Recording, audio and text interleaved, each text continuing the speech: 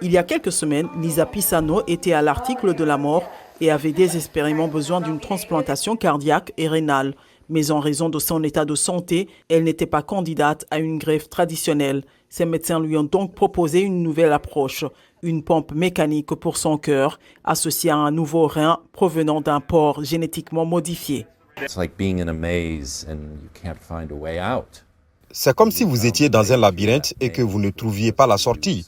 Et nous avons trouvé un moyen de sortir de ce labyrinthe en utilisant un organe que nous pouvions prélever immédiatement sur un porc pour la débarrasser de la dialyse et la rendre candidate à une pompe cardiaque en temps voulu pour qu'elle puisse survivre.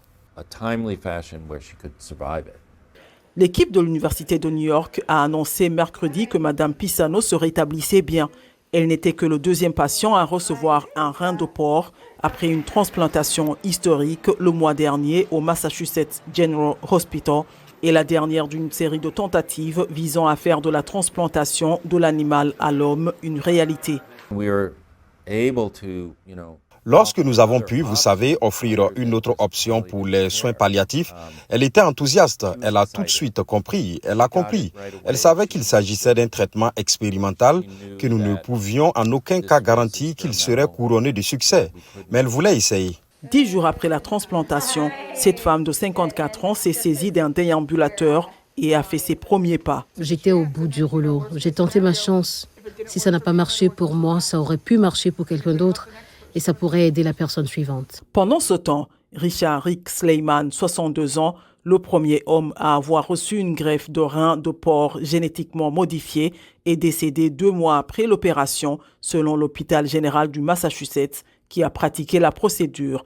Il souffrait d'une maladie rénale en phase terminale avant de subir l'opération en mars. Pisano est la première femme à recevoir un organe de porc. Son cœur et ses reins ne fonctionnaient plus. Elle a fait un arrêt cardiaque et a dû être réanimée à plusieurs reprises avant les interventions chirurgicales expérimentales. Cela a été une véritable transformation. Je veux dire qu'elle est une personne différente.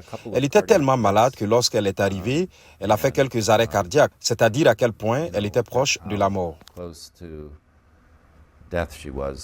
Je veux passer du temps avec mes petits-enfants, faire des choses avec eux, courir avec le chien.